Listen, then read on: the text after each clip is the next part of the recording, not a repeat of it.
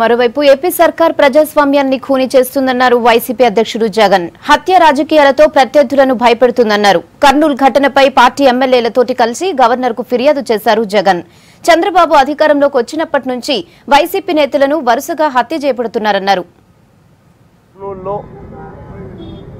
జరుగుతా ఉన్న పరిణామాలు పరిస్థితుల మీద గవర్నర్ గారికి డీటెయిల్డ్గా వివరంగా పరిస్థితులను ఎక్స్ప్లెయిన్ చేశాం.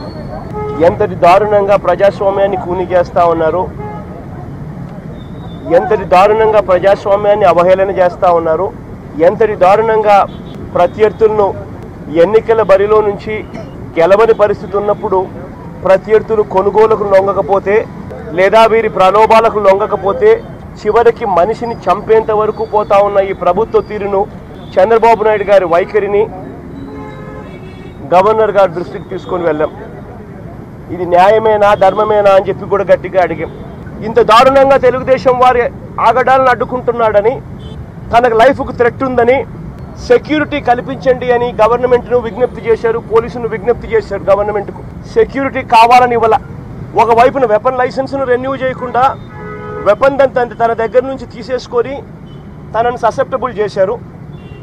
మరోవైపున తనకు సెక్యూరిటీ ఇవ్వమని చెప్పి రిక్వెస్ట్ చేస్తే సెక్యూరిటీ ఇవ్వలేదు. ఇవ్వకుండా దారుణంగా ఒక పద్ధతి ప్రకారం పథకం పన్ని కల్వర్టును ఉపయోగించుకొని ట్రాక్టర్లు అడ్డుపెట్టి అతి కిరాతకంగా తన మీద దాడి చేసి హత్య చేయించారు.